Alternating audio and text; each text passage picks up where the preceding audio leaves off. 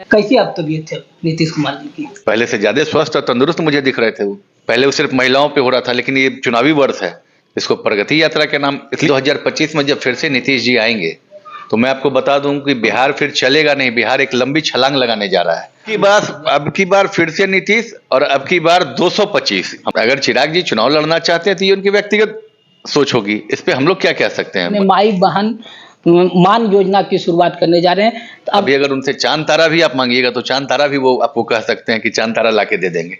भीमराव अंबेडकर को लेकर विपक्ष और पक्ष दोनों आमने सामने दिखाई पड़ा। इतने दिन से आप बाबा साहब का नाम का सिर्फ घंटी बजा रहे थे, एनडीए की सरकार उनको सम्मानित कर रही है, उनकी किताब लेकर चलने से आप संविधान के अनुयायी नहीं हो गए। खास बातचीत करने के लिए बिहार सरकार के मंत्री सुमित कुमार सिंह हैं, नीतीश कुमार के काफी करीबी माने जाते हैं।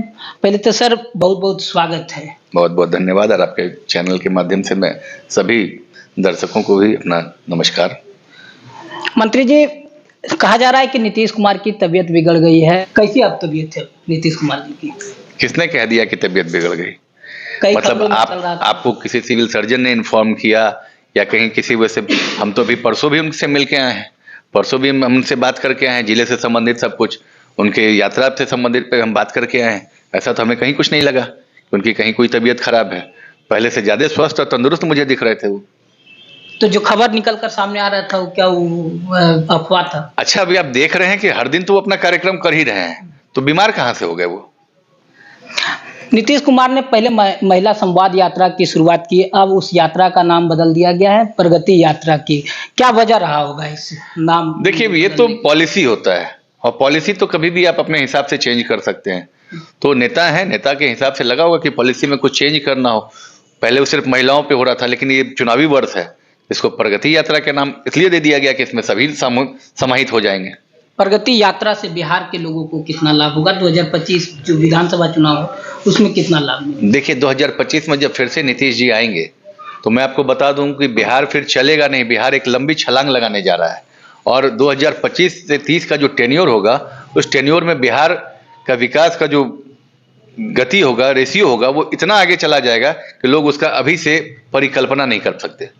आप लगातार कई मंचों से कहते हैं कि अब की बार फिर से नीतीश, एनडीए में लगातार अब की बार फिर से नीतीश, और अब की बार 225, हम लोग 225 सीटों पे हम लोग अपनी मतलब जीत हासिल करेंगे।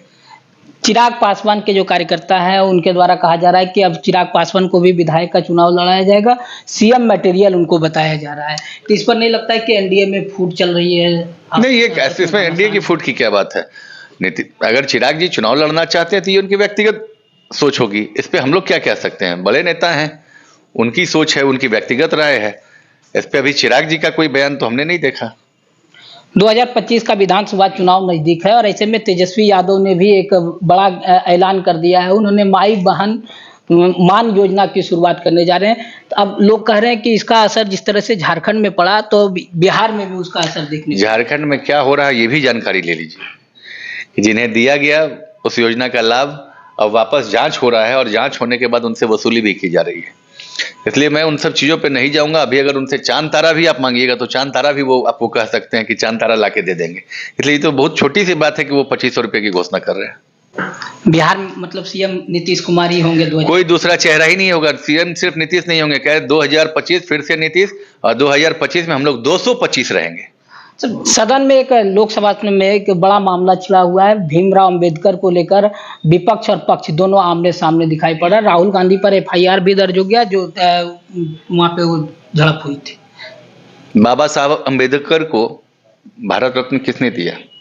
किसकी सरकार ने दिया? ये भी गौर करने की बात थी।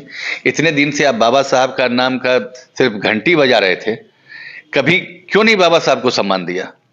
आज जब हमारी सरकार, एनडीए की सरकार उनको सम्मानित कर रही है, उनके नाम का सब कुछ ये कर रही है कि बस ये पहले सोच बदलिए, और हाथ में किताब लेकर चलने से आप संविधान के अनुयायी नहीं हो गए। संविधान दिल में होना चाहिए, दिल से आप संविधान की इज्जत कीजिए, तब आप बाबा साहब का सही अनुपालन कर सकते हैं। गृह मंत्री अमित शाह के बयान को किस रूप में देखते हैं, जिन्होंने कहा कि आप अंबेडकर कह के अगर इतना दिन में राम का नाम लिए? आप उनका पूरे बयान को सुनिए, उनके बयान को तोड़ मरोड़ के दिखाया जा रहा है। पूरे बयान को सुनिएगा तो आपका कंफ्यूजन दूर हो जाएगा। मंत्री जी, एक जमुई में यहाँ पे एक लोकेलिटी बात किया जाए तो जल जमाव की बड़ी समस्या रहती थी। अब ड्रेनेज सिस्टम के लिए 81 करोड़ रुपया की लागत से यहाँ पे शुरुआत होने वाला है। इसको लेकर क्रेडिट लेने का होड़ मचा हुआ है, क्या इसको लेकर कहना चाहेंगे? नहीं, जो क्रेडिट ले रहे हैं उनको बधाई, उनको धन्यवाद, उनको शुभकामनाएं। इसमें क्रेडिट लेने की क्या बात है? ये तो मेरा गृह जिला है। हमने पहले भी पिछले स्थापना दिवस में इस बात को कहा था। आप लोग के पास भी वो बाइट होगा, आप में, मुझे याद है कि आप भी आए थे। उस वक्त हमने कहा था पुराने वाले बाइट को निकाल कर चला दीजिए, अभी तो ये पहला फेज है। इसके बाद फिर से अभी जो होना है वो भी देखते चलिए। अभी जमुई में बहुत कुछ होना है। जमुई को हम लोग पर्यटक के क्षेत्र में भी विकसित करेंगे। जमुई में बहुत सारा स्कोप है। अभी तो हम लोग को बस शुरुआत करना है। अभी तो जमुई चलना शुरू किया है, अभी दौड़ना बाकी है। अच्छा, बीड़ी मजदूरों को लेकर आज बैठक हुई थी, बैठक में क्या निर्णय हुआ? क्योंकि बीड़ी मजदूर जो है लगातार आप उनके सूत्रधार रहे हैं, उसे उठाने का काम कर। देखिए, बीड़ी मजदूरों से मेरा लगाव एक परिवार की तरह। और बीड़ी श्रमिक, जब मैं 2010 में पहली बार चुनाव जीता था, उस वक्त बीड़ी मजदूरी 28 रुपये मिलती थी। और मेरे चुनाव जीतने के साल भर के अंदर हमने बीड़ी मजदूरी 70 रुपये करवाई। फिर 2014 में 90 रुपये करवाया। फिर जब इस बार 2000 में चुनाव जीता, 2014 के बाद से 1 रुपया नहीं बढ़ा था। फिर जब 2020 में मैं चुनाव जीता, फिर प्रयास किया, तो अभी तकरीबन 110, कहीं 115 इस तरह का रेट मिल रहा है। लेकिन ये भी जानकारी मिली कि कहीं कहीं जो नियोजक होते हैं वो आज भी 100 रुपये, 105 रुपये दे रहे हैं। तो आज उसी संबंध में हमने बैठक किया कि कम से कम 200 रुपये सभी बीड़ी मजदूरों को उनकी मजदूरी मिलनी चाहिए। अन्यथा हम लोग जो ऐसा नहीं करेंगे उस पर हम लोग कठोर से कठोर कार्रवाई भी कर सकते हैं। तो ये थे हमारे साथ बिहार सरकार में मंत्री सुमित कुमार सिंह। इन्होंने साफ कर दिया है कि 2025 में जो विधानसभा का चुनाव होगा उसमें सीएम के फेस मुख्यमंत्री नीतीश कुमार होंगे। अब देखना यह लाजमी होगा कि एनडीए में जो लगातार घमासान छिड़ा हुआ है, तो अब मुख्यमंत्री का चेहरा कौन होगा ये तो देखना लाजमी होगी। लेकिन मंत्री सुमित कुमार सिंह का यह साफ तौर पर दावा है कि आने वाले 2025 में एक बार फिर नीतीश कुमार ही सरकार बनाएंगे और नीतीश कुमार ही मुख्यमंत्री बनेंगे। धन्यवाद।